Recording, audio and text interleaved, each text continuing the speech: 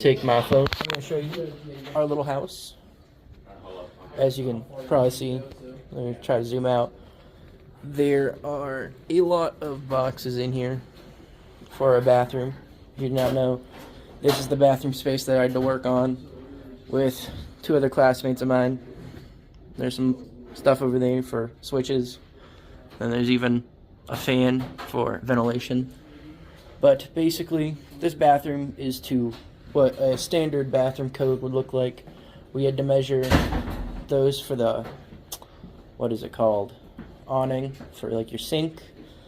They're not the tallest they should be, but they're where they have to be for what our purposes were. And then over here are some switches and primary power income from your panel. These basically just draw all the power you would need for what I would say is your bathroom power. It comes out of this one, primary power, if I'm recording. It comes out of this one, and these are just switches. And basically, these also run down here to this box, and that box just jumps over to that box. And it just Excuse looks me, like... are we allowed to have our friends out in class?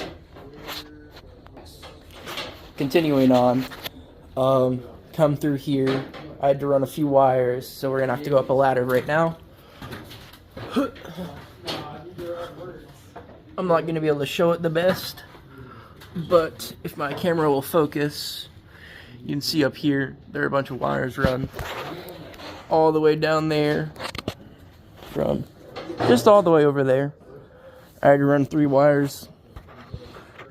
Well, 3 times, but basically that's important because it takes power from your bathroom to your panel, and without power, your bathroom ain't gonna be lit. Your sink's not gonna have power. Well, your pump, I should say. Well, now I'm back, so I have 2 things. In my left hand right now, I have a conduit bender. In my right hand, I have a piece of conduit.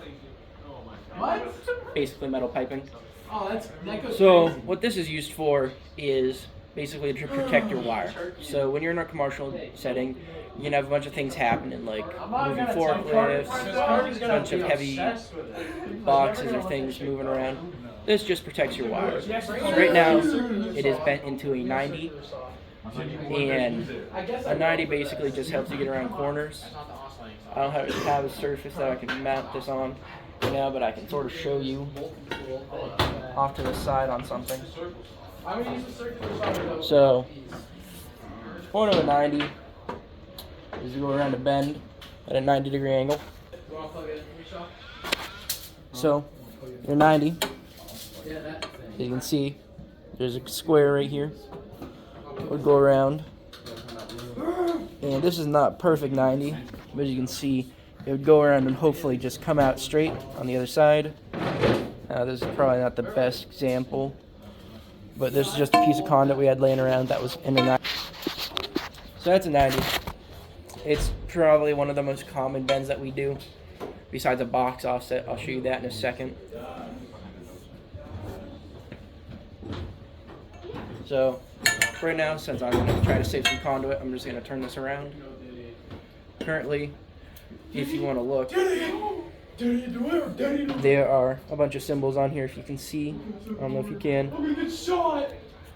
Over here, there's a little star around here. That's where you want to put it.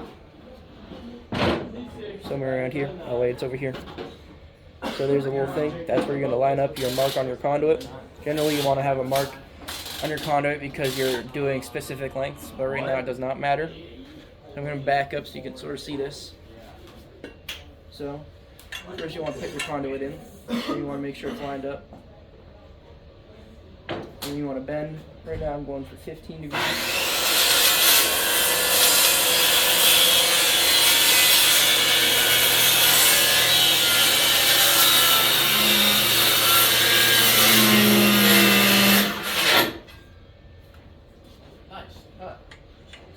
And then on the other side, you want to move a little bit. I moved away from the table for a reason, so. Hold on, let me grab my safety glasses. Alright, let you guys get your safety glasses on.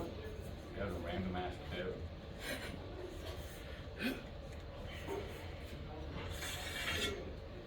And that's sort of a box offset. Box offsets really are just about 15 to 30 degree back-to-back bends. Focus, I got a little. Can't really see it in that. I have to do a more drastic one.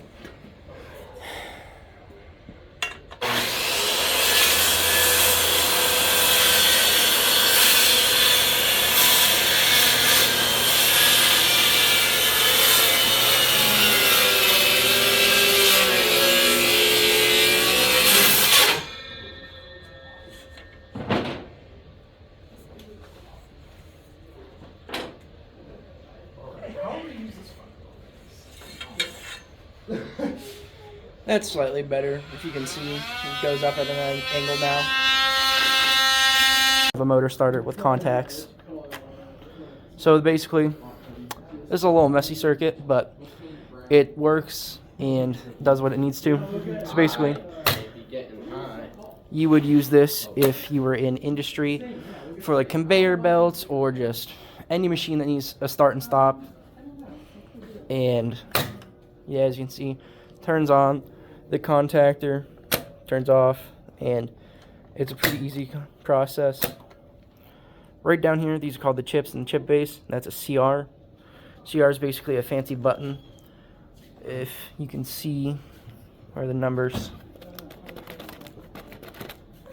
you can see their numbers on this. This is called the CR if it will focus. You can't see it perfectly, but there's a diagram on there, and that basically explains the entire CR and what's open and closed on it. And these are chips, and these are basically just fancy wire nuts, and they show what to do. So that is the basic motor control circuit that I can show right now. If you guys have any questions later about what this could else be used for, I could tell you in class, but that is about it that I have to show. Yeah, it's pretty cool. I think I prefer motor control the most out of anything we do in here because it's just a lot of running wire, and I find that kind of fun because it's a very complex circuit. Okay, that's about it. So, yeah. Have a good day, guys. Thank you for seeing my senior project. Begin. Not yet, no.